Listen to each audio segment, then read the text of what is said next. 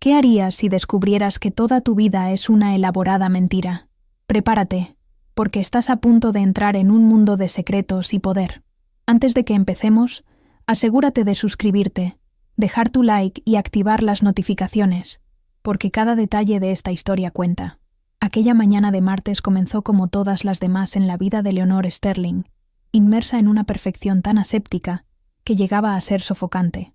La luz del sol entraba por las ventanas de la cocina, pulidas hasta el brillo, e incidía sobre la encimera de mármol sin una sola miga o mancha.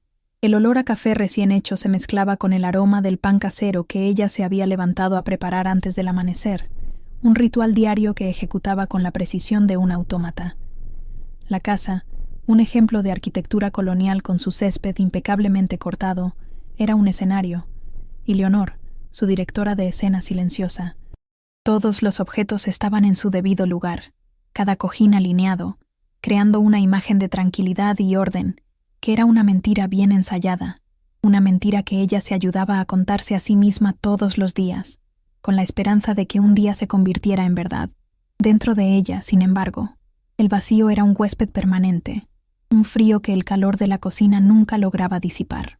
Hacía años que se sentía así, como un fantasma que deambulaba por su propia casa, una presencia funcional cuya única utilidad era garantizar que el mundo de su marido, el doctor Arturo Sterling, funcionara sin el menor sobresalto.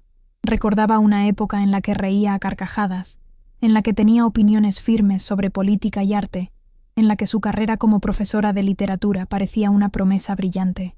Ahora, sus opiniones eran ecos de las de él. Su risa era un sonido bajo y contenido, reservado para las cenas sociales donde desempeñaba el papel de esposa trofeo con una maestría dolorosa. La mujer que había sido cuidadosamente guardada, pieza por pieza, en un baúl polvoriento de su memoria. Cuando Arturo bajó las escaleras, el sonido de sus zapatos caros en el suelo de madera pulida fue el único anuncio de su presencia. No la miró. Sus ojos recorrieron la cocina como si inspeccionaran una habitación de hotel antes del check-out. Estaba impecablemente vestido con uno de sus trajes hechos a medida, el reloj brillando en su muñeca mientras comprobaba la hora con una impaciencia mal disimulada.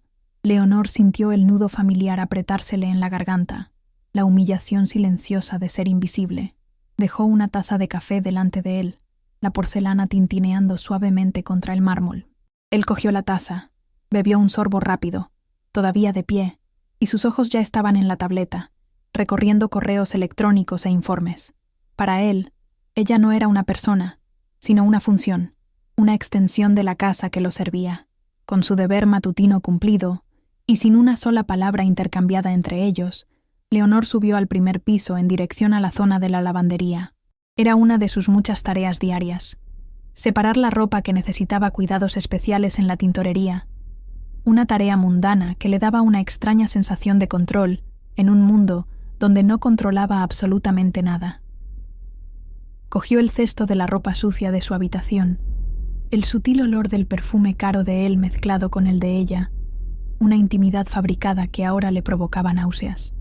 Pasó por el vestidor, un santuario de orden y lujo, donde la ropa de él colgaba en filas perfectas, separada por color y estación, un trabajo que ella misma ejecutaba con una dedicación casi religiosa, como si la organización de su mundo exterior pudiera, de alguna manera, organizar el desorden de su interior. Fue entonces cuando la vio. Una bolsa de gimnasio de lona negra, que él rara vez usaba, estaba metida de forma descuidada detrás de un estante de zapatos perfectamente alineados. La cremallera estaba ligeramente abierta, un pequeño fallo en la perfección de aquel espacio, y eso, por sí solo, llamó su atención. Su primer instinto fue el de siempre, ordenar. Se arrodilló con la mano extendida para cerrar la cremallera y colocar la bolsa en su sitio. Era un movimiento automático, el de una mujer programada para mantener el orden a toda costa, pero algo la detuvo. Una punta de tela blanca sucia asomaba por la abertura, un atisbo de desorden que parecía fuera de lugar, casi como un grito silencioso en medio de tanto silencio. Su curiosidad, una emoción que hacía mucho que no sentía, fue más fuerte que su programación. Con los dedos temblando ligeramente, tiró de la tela hacia afuera. Era una camisa de vestir, una de las suyas, arrugada y con un olor extraño, no el olor a sudor de gimnasio, sino un perfume dulzón y femenino que no era el suyo. Y entonces, allí, cerca del cuello, estaba la mancha. No era una mancha de café o de comida. Era un trazo carmesí, un arco de lápiz labial perfectamente delineado, dejado por una boca que no era la suya.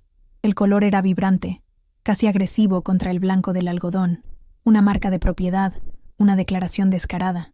No era un borrón accidental.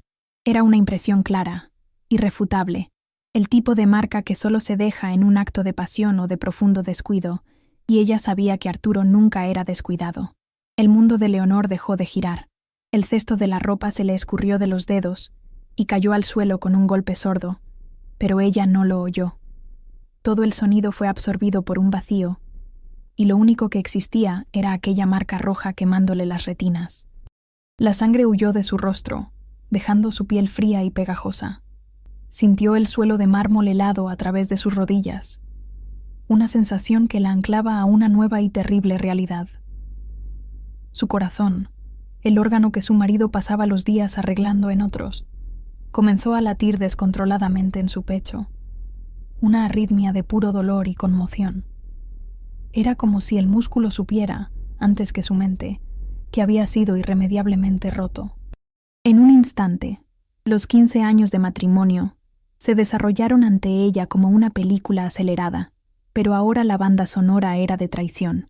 Los 3 ciclos de fertilización in vitro, el dolor físico y emocional que había soportado para darles los hijos que él decía desear tanto. Las decenas de cenas de negocios que ella había organizado a la perfección, donde su sonrisa encantadora había ayudado a cimentar sus conexiones profesionales. Su carrera abandonada, sus sueños apartados para que los de él pudieran florecer.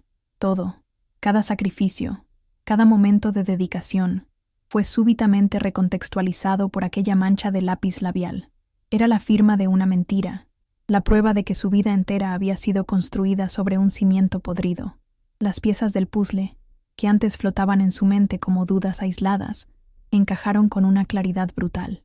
Las largas noches en las que él alegaba estar atrapado en una cirugía de emergencia, las llamadas telefónicas susurradas en el despacho, con la puerta cerrada, que él justificaba como consultas confidenciales con pacientes, la distancia física que se había instalado entre ellos en la cama, que él atribuía al cansancio extremo de su exigente trabajo. No era el estrés, no era la presión, era una mujer, era otra mujer. Y el dolor más agudo no provenía de la traición en sí, sino de la constatación de su propia ingenuidad, de su negativa a ver lo que estaba justo delante de ella. La conmoción inicial, la ola de dolor que la dejó paralizada en el suelo del vestidor, comenzó a retroceder lentamente. En su lugar, una sensación nueva y aterradora empezó a reptar por sus venas.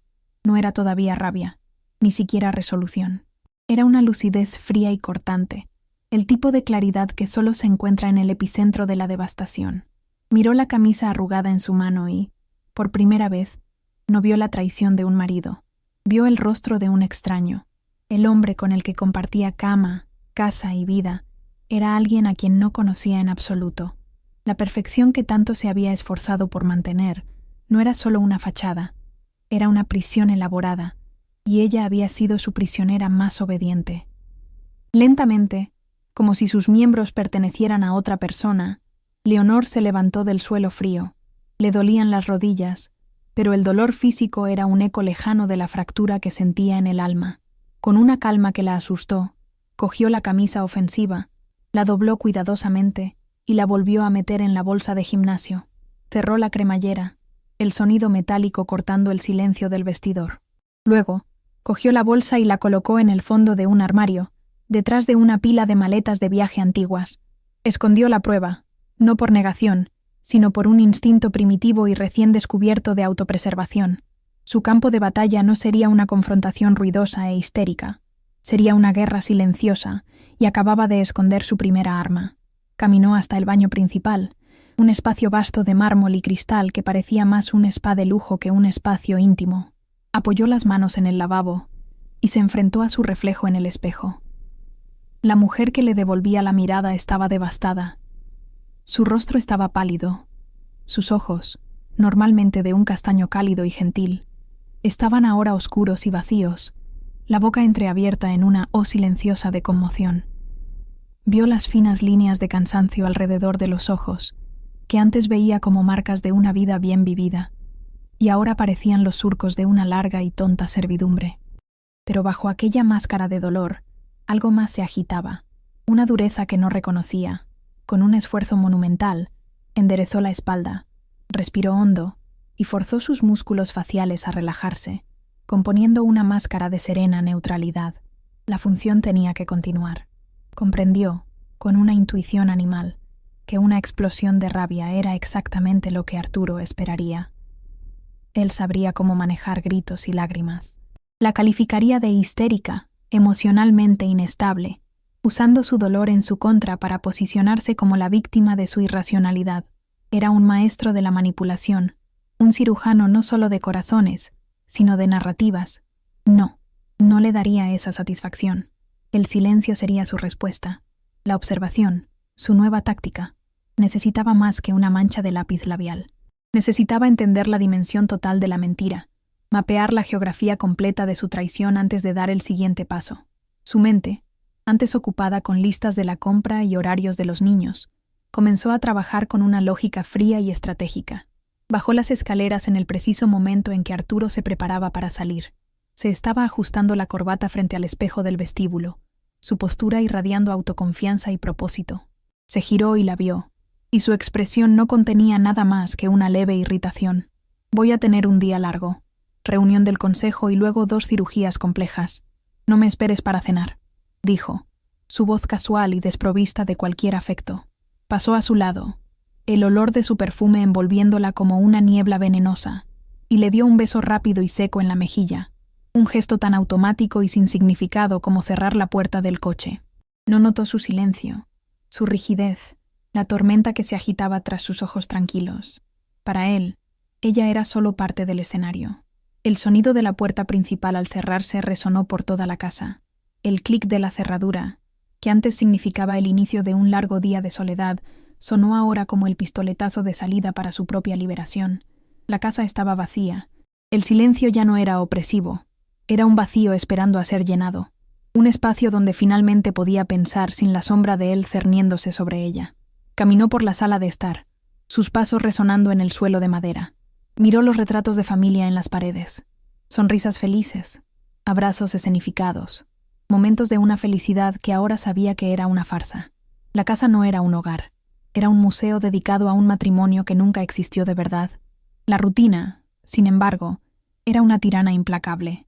Eran las 9:15 de la mañana, y tenía que llevar a los gemelos de 10 años al colegio y a la pequeña Sofía, de 7, a su clase de música. Subió las escaleras, los despertó con la misma voz suave de siempre, los ayudó a vestirse, les preparó el desayuno. Cada acción era un acto de voluntad, una actuación para su público más importante. Ellos no podían ver su dolor. Su inocencia era lo único real y puro en aquella casa, y ella iba a protegerla con la ferocidad de una leona. Mientras les servía la leche, su mente corría, calculando, planeando. Su doble vida acababa de empezar. La madre dedicada por fuera, la investigadora herida por dentro. Mientras conducía por las calles arboladas de su próspero barrio, con las voces de los niños parloteando en el asiento trasero, la realidad de su situación se solidificó. La mancha de lápiz labial era un síntoma, no la enfermedad. Arturo era un hombre de detalles, un hombre que controlaba cada aspecto de su vida con una precisión quirúrgica. Una traición tan descuidada parecía casi deliberada, o tal vez simplemente había dejado de importarle esconderse. La pregunta que la atormentaba era más profunda. Si mintió sobre esto, ¿sobre qué más mintió?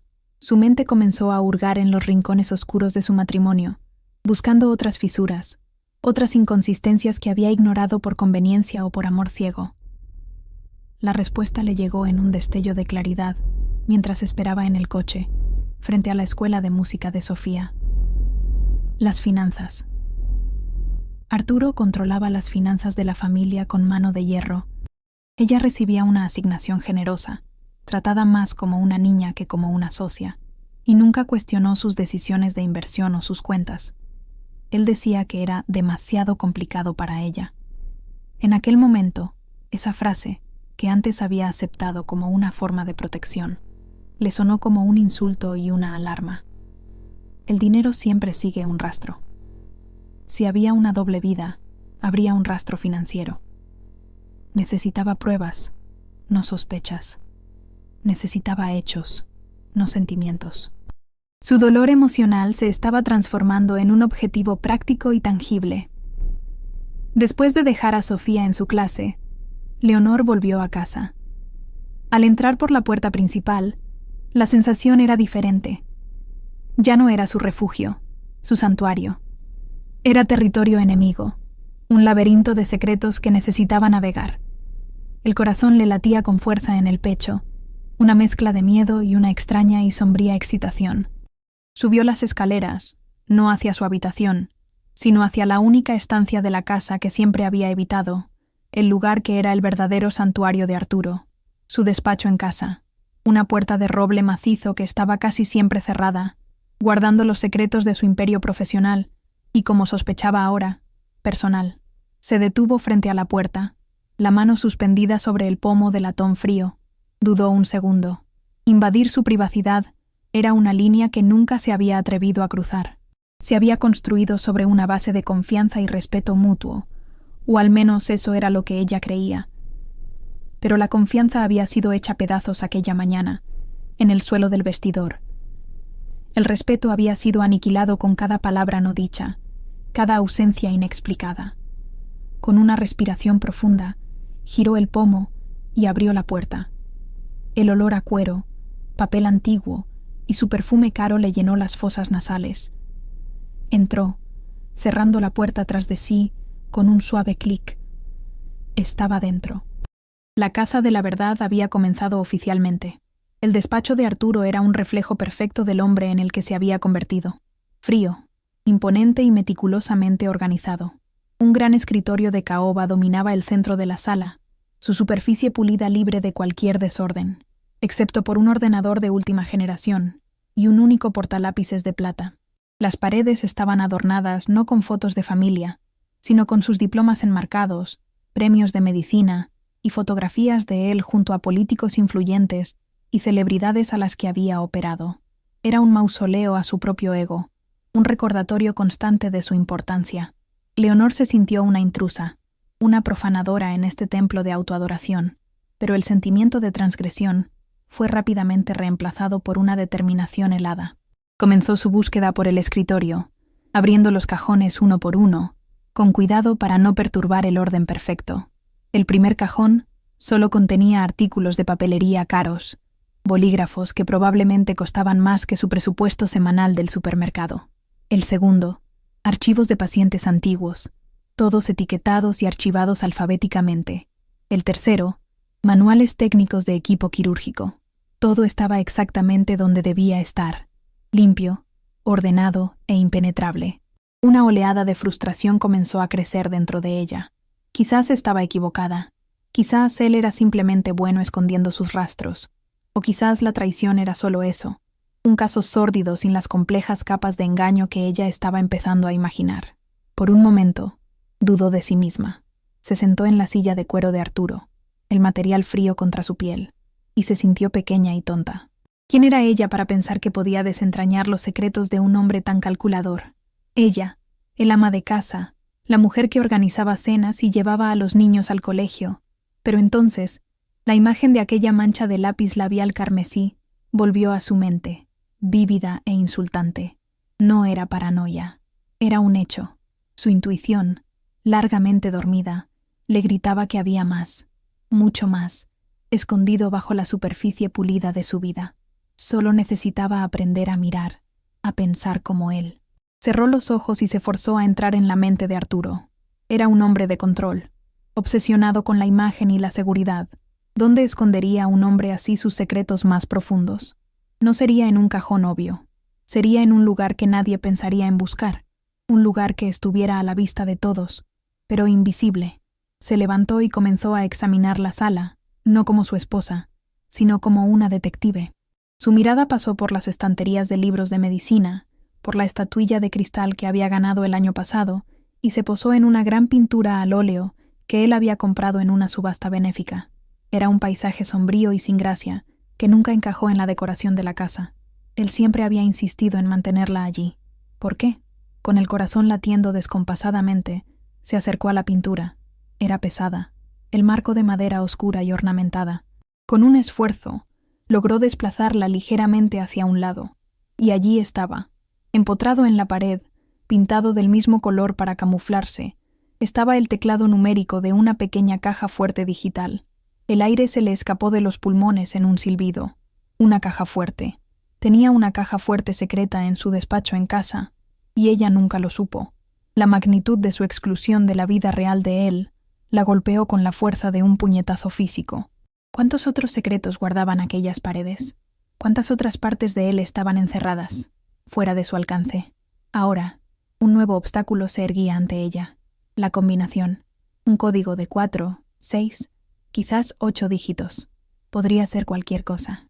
Su primer impulso fue probar las fechas obvias. La fecha de su boda, su cumpleaños, los cumpleaños de los gemelos y de Sofía. Probó cada una, sus dedos temblando mientras tecleaba los números. Con cada intento fallido, la caja fuerte emitía un pitido agudo y burlón, un pequeño sonido electrónico que parecía reírse de su futilidad. Se sentó en el suelo, la desesperación amenazando con engullirla. Era un callejón sin salida. Él nunca usaría una fecha relacionada con la familia. La familia, se estaba dando cuenta, era solo una parte de su fachada, no el centro de su universo. Entonces, ¿cuál era el centro del universo de Arturo? ¿Qué valoraba por encima de todo? La respuesta era tan clara y tan dolorosa que se avergonzó por no haber pensado en ello antes. No era ella, no eran los niños, era su carrera, su legado, su ascenso.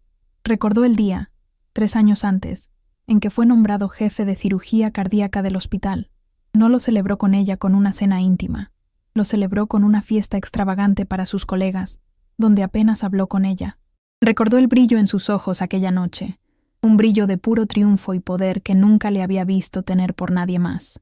Recordó la fecha porque fue el mismo día del aniversario de bodas de sus padres. Con una nueva oleada de adrenalina, se arrodilló de nuevo frente a la caja fuerte. Sus dedos, ahora firmes, teclearon los 6 dígitos de aquella fecha. Día, mes, año. No hubo pitido. En cambio, oyó un clic suave y satisfactorio. La pequeña puerta de metal se abrió ligeramente. Lo había conseguido. Había descifrado su código, no solo el numérico, sino también el emocional. Había entrado en su santuario más íntimo, el lugar donde guardaba lo que era verdaderamente importante para él. La sensación de victoria fue abrumadora, un pequeño momento de poder en un día que había comenzado con su total impotencia. Con la respiración contenida, abrió la puerta de la caja fuerte. No había dinero, ni joyas, ni cartas de amor de una amante. Había algo mucho más frío y metódico. Carpetas de documentos, varias de ellas, cada una con una etiqueta impresa. Cogió la primera, la que estaba encima. La etiqueta decía simplemente Summit Holdings. La abrió sobre el escritorio de caoba. Dentro, había extractos bancarios, documentos de constitución de una empresa y formularios de transferencia. Eran documentos que nunca había visto, de cuentas bancarias que no sabía que existían. Sus ojos recorrieron las páginas, la jerga financiera pareciendo un idioma extranjero. Pero no era necesario ser una experta para entender lo básico. Vio el nombre de Arturo como el único firmante.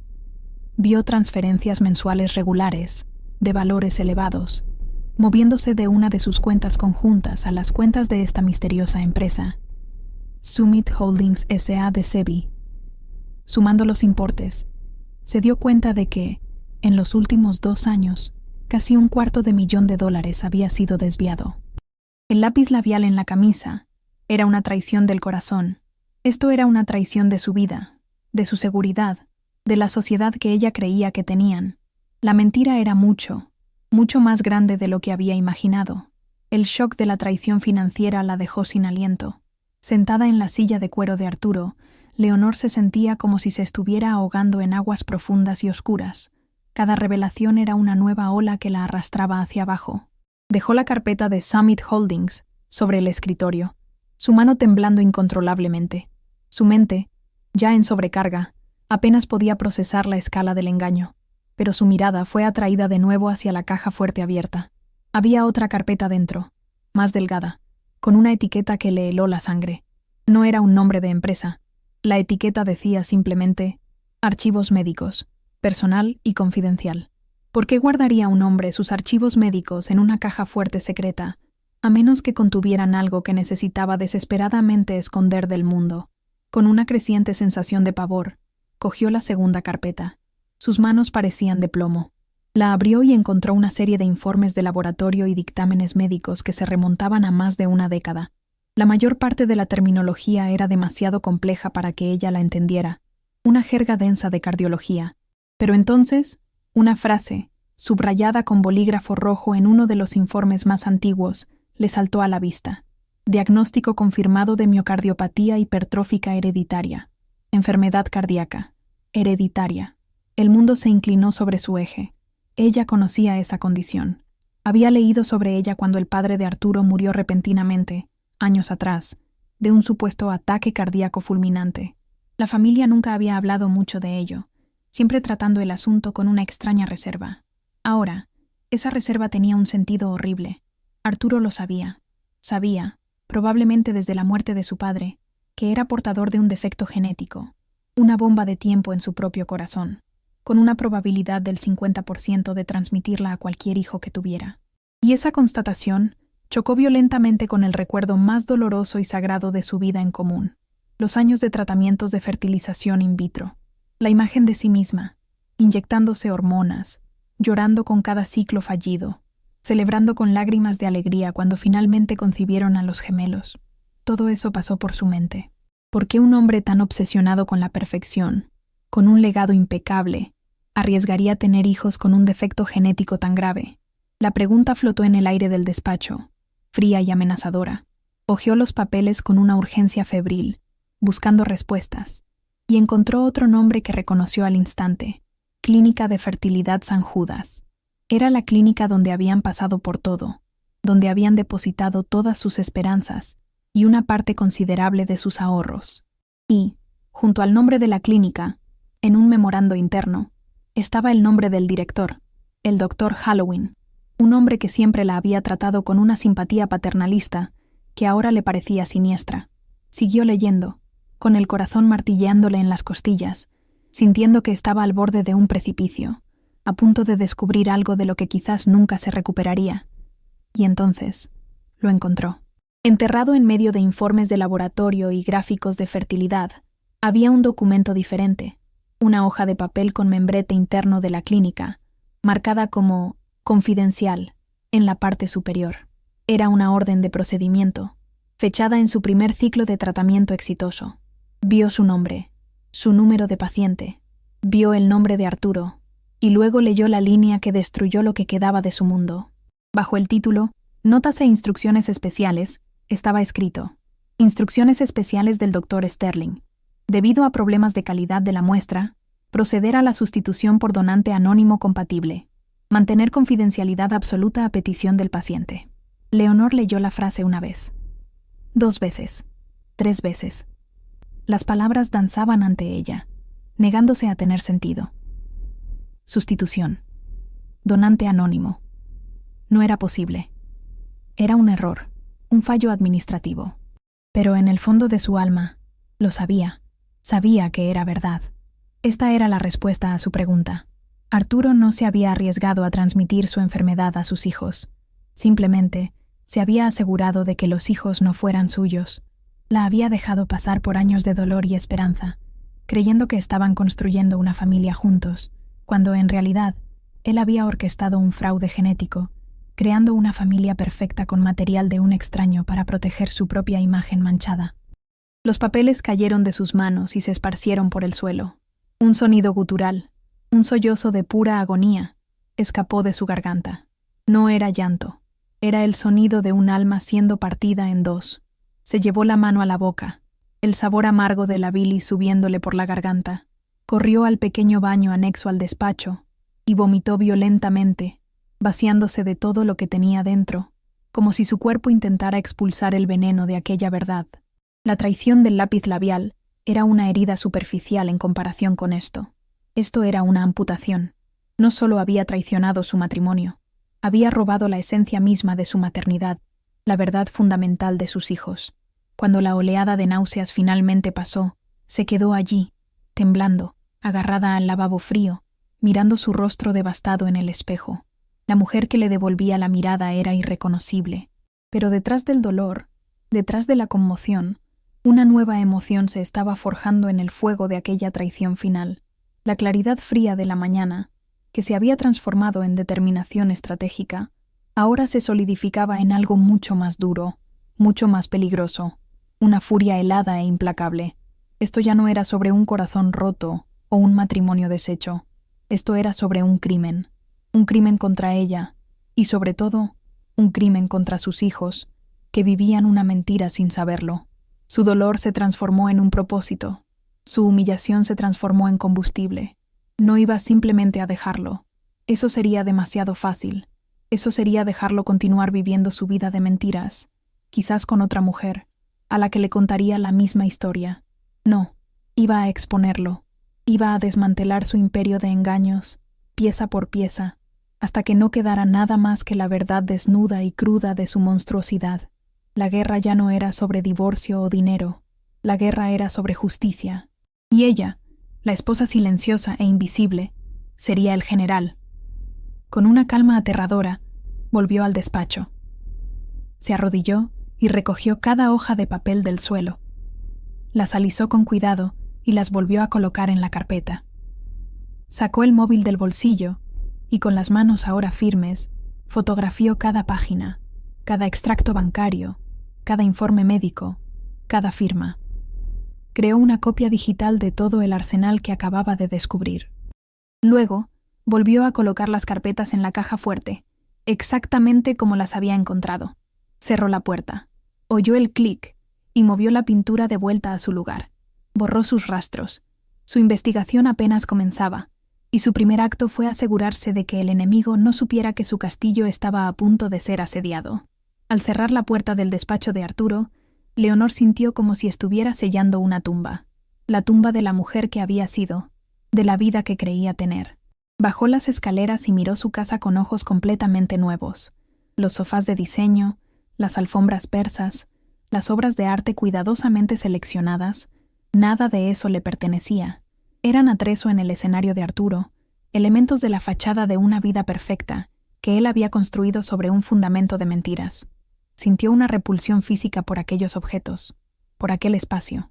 Su casa, su supuesto santuario, era ahora el epicentro de la escena de un crimen, y ella era su principal víctima y su única investigadora. Sabía, con una certeza absoluta, que no podía hacer esto sola. Enfrentarse a Arturo requeriría más que coraje. Requeriría pericia legal, una estrategia implacable. El abogado de la familia, un hombre que jugaba al golf con Arturo, estaba descartado. Necesitaba a alguien que no se intimidara con el poder y la influencia del clan Sterling. Recordó una conversación susurrada en un evento benéfico, años atrás. Una amiga, que pasaba por un divorcio conflictivo, había mencionado un nombre con una mezcla de miedo y admiración: Clara Márquez. Ella no es una abogada, es un tiburón, había dicho la amiga. Era exactamente un tiburón lo que Leonor necesitaba. Encontró el número del bufete de Clara Márquez en Internet. Con el corazón latiéndole con fuerza, hizo la llamada. La voz de la asistente al otro lado de la línea era profesional y distante. Leonor, sin embargo, fue clara y firme, su voz desprovista de la vacilación que la había caracterizado durante años. Mi nombre es Leonor Sterling. Necesito una consulta urgente y estrictamente confidencial con la doctora Márquez sobre un proceso de divorcio. Es un asunto de extrema sensibilidad. Su compostura y la mención de su apellido, sinónimo de riqueza y poder en la ciudad, surtieron efecto. Consiguió una cita para la mañana siguiente. Colgó el teléfono. Acababa de disparar el primer tiro de su guerra. El resto del día pasó en una neblina de normalidad forzada. Tenía que ir a buscar a los niños, un acto que ahora le parecía sagrado. Condujo hasta la escuela de música de Sofía y luego a la escuela de los gemelos. Al verlos correr hacia ella, sonrientes y llenos de historias sobre su día, sintió una oleada de amor tan feroz y protectora que casi la dejó sin aliento. Ellos eran las víctimas inocentes en todo esto. Su alegría, su seguridad, su verdad, todo eso había sido comprometido por un hombre que los veía no como hijos, sino como atrezo en su vida perfecta. Su determinación, que ya era de acero, se convirtió en diamante. Aquella noche, mientras los acostaba y les leía un cuento, observó sus rostros dormidos a la luz tenue de la lámpara de noche, el pelo rubio de Sofía, los ojos azules de los gemelos. Buscó en ellos cualquier rastro de Arturo y sintió un alivio enfermizo al no encontrar ninguno. Eran hermosos, perfectos, y eran suyos, solo suyos y de un extraño anónimo. El dolor de esa constatación era un cuchillo afilado en su corazón, pero bajo el dolor había una nueva forma de posesión. Eran su responsabilidad, su verdad, y lucharía hasta el final para protegerlos de la mentira en la que habían sido concebidos. Después de que los niños se durmieran, volvió al trabajo. Su siguiente paso era encontrar a la única otra persona, además del monstruo de la clínica de fertilidad, que podría saber la verdad. El nombre que había visto en los archivos médicos resonaba en su mente. Dr. Alister Figueroa. Era un excolega de Arturo, un nombre asociado a algunos de los primeros informes, que había dejado la clínica San Judas abruptamente hacía algunos años. ¿Por qué? ¿Sería cómplice? ¿O sería una amenaza que Arturo necesitó silenciar? Leonor se aferró a esa segunda posibilidad. Necesitaba encontrarlo. Su búsqueda de Alister Figueroa se convirtió en una obsesión que la consumió durante toda la noche. Parecía haber desaparecido de la faz de la tierra. No estaba en ninguna de las grandes clínicas de la ciudad. Sus publicaciones médicas se detuvieron abruptamente hace 3 años. Las redes sociales no mostraban nada. Leonor pasó horas frente al ordenador, buscando en registros médicos, foros de exalumnos de medicina, cualquier pista, por pequeña que fuera. La mujer que antes pasaba las noches leyendo novelas, ahora las pasaba cazando un fantasma, movida por café y una sed de justicia que la mantenía despierta y alerta. Finalmente, después de horas de búsquedas infructuosas, encontró una pista. Un pequeño artículo en un periódico local de una ciudad a 60 kilómetros de distancia sobre la apertura de una nueva clínica familiar. El artículo mencionaba al Dr. Alister Figueroa, un experimentado médico de la capital que buscaba un ritmo de vida más tranquilo. Una clínica familiar, lejos de los focos, lejos del dinero y el prestigio de San Judas. Era el perfil de un hombre que huía de algo. Leonor sintió una oleada de esperanza. Con las manos temblorosas, llamó al número general de la clínica. Era tarde, y contestó un servicio de mensajería. Dejó un recado, su voz tranquila y mesurada. Mi nombre es Leonor Sterling. Necesito hablar urgentemente con el doctor Figueroa sobre un asunto personal relacionado con su tiempo en la clínica San Judas. Para su sorpresa, el teléfono sonó menos de 1 hora después. Era un número desconocido. Contestó, con el corazón en la boca. Habla el doctor. Figueroa, dijo una voz al otro lado, cansada y cautelosa. Leonor respiró hondo. Doctor Figueroa, mi nombre es Leonor Sterling. Dejé un mensaje en su clínica. Hubo un pesado silencio al otro lado de la línea. Un silencio cargado de años de peso no dicho. Luego, un largo suspiro. Un sonido de profunda resignación. Señora Sterling, dijo él, su voz ahora apenas un susurro. Sabía que este día llegaría. He esperado su llamada durante años. Sus palabras fueron una validación, una confirmación de que sus peores temores eran reales. Él sabía. Él era un testigo. No era un cómplice. Era un exiliado. Las lágrimas brotaron en los ojos de Leonor, pero eran lágrimas de alivio, no de dolor. Ya no estaba sola en su búsqueda. Necesitamos reunirnos, dijo ella, su voz ganando fuerza, lo antes posible, en algún lugar discreto. Acordaron encontrarse a la mañana siguiente, en una pequeña cafetería a medio camino entre la ciudad y su clínica. Al colgar el teléfono, Leonor sintió un cambio sísmico dentro de sí. La víctima solitaria que se había despertado aquella mañana se estaba transformando en una fuerza a tener en cuenta. Tenía una abogada, y ahora tenía a su primer testigo. La demolición del imperio de Arturo Sterling estaba oficialmente en marcha. El encuentro con Alister Figueroa tuvo lugar en una cafetería anónima al borde de la carretera, un lugar olvidado por el tiempo que garantizaba su anonimato. El hombre que se sentó frente a ella era una sombra del médico seguro de sí mismo que recordaba haber visto en los pasillos de la clínica años antes. Estaba más canoso, sus hombros encorvados bajo el peso de una culpa que llevaba cargando durante mucho tiempo. Su historia, contada en voz baja y vacilante, confirmó las peores pesadillas de Leonor y pintó un cuadro aún más sombrío. Arturo no era solo un paciente encubriendo su enfermedad, era un cómplice activo. El director de la clínica, el doctor Halloween, gestionaba un esquema lucrativo, manipulando muestras para clientes ricos y poderosos, y Arturo no solo lo sabía, sino que también lo apoyaba, a cambio de silencio y de favores que impulsaron su carrera. Figueroa intentó denunciar, fue amenazado, y eligió el exilio en lugar de la complicidad. Al final de la conversación, le entregó una memoria USB. «Guardé todo», dijo. «Registros, correos electrónicos, autorizaciones firmadas, incluidas las suyas». De la cafetería, Leonor fue directamente al bufete de Clara Márquez.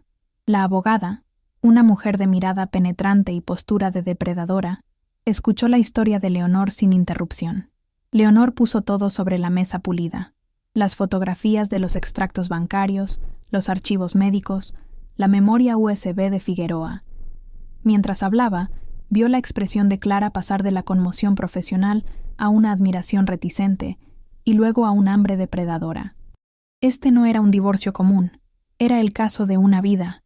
Clara delineó el plan de ataque con una precisión quirúrgica, un proceso de divorcio que exigiría una auditoría forense completa, una querella criminal por fraude y falsificación de documentos, y una denuncia formal ante el Colegio de Médicos que destruiría su licencia para siempre.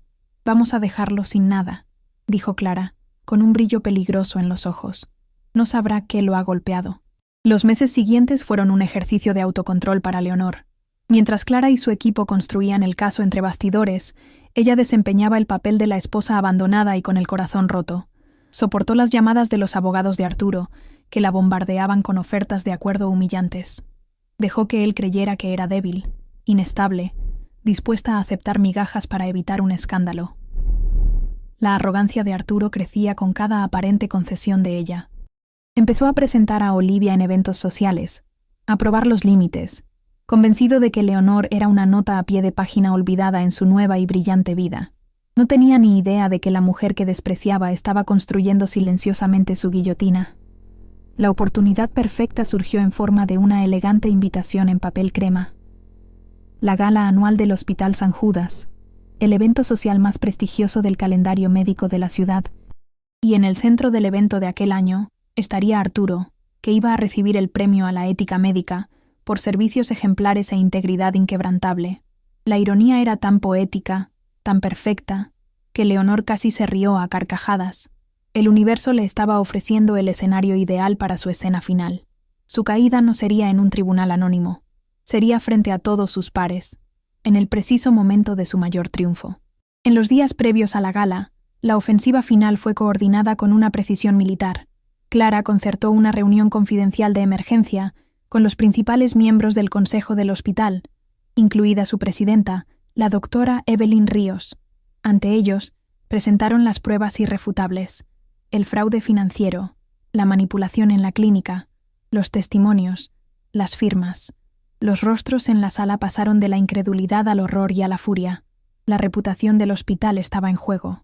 Paralelamente, la querella criminal se formalizó y un agente de la Unidad de Delitos contra la Salud, el agente Torres, fue asignado al caso. Se decidió que la detención ocurriría en la gala, para evitar cualquier posibilidad de fuga o destrucción de pruebas. Durante su propia investigación, Leonor descubrió la verdad sobre Olivia. No era solo una colega ambiciosa, era la hija de Elena Vázquez, una paciente que había muerto en la mesa de operaciones de Arturo 5 años antes, en un caso de negligencia que fue rápidamente silenciado. Olivia no era solo una amante, era un ángel vengador siguiendo su propio camino. Leonor sintió una extraña afinidad por ella, pero decidió no contactarla. Sus guerras eran diferentes. La presencia de Olivia junto a Arturo en la gala, sin embargo, añadiría una capa de tragedia griega a la noche. Dos mujeres, ambas traicionadas de diferentes maneras por el mismo hombre, estarían presentes en su caída. La noche de la gala llegó, cargada de una electricidad palpable. Leonor entró en el resplandeciente salón de baile, no como la esposa tímida y apagada de antes, sino como una mujer renacida. Llevaba un vestido negro de seda que abrazaba sus curvas, una antítesis del rojo que llevaba Olivia, Vio a Arturo al otro lado de la sala, el centro de atención, sonriendo con falsa modestia, su mano posesivamente en la cintura de Olivia. Él era el rey en su castillo, completamente ajeno al hecho de que las paredes estaban a punto de derrumbarse sobre él. Leonor intercambió una mirada discreta con Clara y con el agente Torres, que estaba de paisano cerca de la entrada. Todas las piezas estaban en sus lugares. El discurso de Arturo fue una obra maestra de hipocresía. Habló de confianza, de integridad, del pacto sagrado entre médico y paciente. La audiencia aplaudió de pie. Cuando volvió a su mesa, con el rostro brillando de triunfo, Leonor se acercó. Arturo la vio y su sonrisa se transformó en una mueca de desprecio. «Leonor, ¿qué haces aquí? ¿Has venido a aplaudir mi éxito?», dijo él, su voz baja y llena de veneno. Ella no respondió. Simplemente colocó un elegante sobre, con el logotipo de la clínica de ADN, sobre la mesa frente a él. «Felicidades por tu ética, Arturo», susurró. «Creo que querrás ver esto». Mientras la mano de él, temblando ligeramente, abría el sobre y sus ojos recorrían el informe, su rostro pasó del desdén a la confusión y luego al puro terror helado. Su mandíbula cayó. Las palabras «probabilidad de paternidad 0%» parecían saltar de la página. En ese preciso momento, la doctora Minoa, Ríos y el agente Torres se acercaron a la mesa. «Doctor Arturo Sterling», dijo Torres, su voz clara y autoritaria cortando el murmullo del salón, «queda detenido bajo sospecha de fraude, falsificación de documentos médicos y múltiples delitos contra la salud pública». Los flashes de las cámaras explotaron. El mundo de Arturo se derrumbó en tiempo real, bajo las brillantes luces de su propia gloria. En los escombros de la vida de Arturo, Leonor encontró su propia reconstrucción. Su historia se convirtió en un escándalo nacional, pero también en un símbolo. Su venganza no fue solo personal, fue un acto de servicio público, exponiendo la corrupción en un sistema que protegía a los poderosos. Usó su parte del acuerdo de divorcio, ahora inmensamente mayor tras la auditoría, para crear una fundación dedicada a ayudar a víctimas de fraude médico y a luchar por una mayor transparencia en la medicina reproductiva. Ya no era la señora Sterling, la esposa de, era Leonor, una mujer que había sido forzada a mirar al abismo y, en lugar de caer, había aprendido a volar. Su paz no vino de la venganza, sino de la verdad, y por primera vez en muchos años, al mirar al futuro, se sentía, final y verdaderamente, en casa consigo misma. La venganza no siempre es dulce, a veces es justicia. La historia de Leonor es la prueba de que la verdad, por más oculta que esté, siempre encuentra la forma de salir a la luz. Si esta increíble transformación te impactó tanto como a mí, demuéstralo con un like, suscríbete al canal para no perderte más historias como esta y activa las notificaciones para ser el primero en enterarte. Nos vemos en la próxima.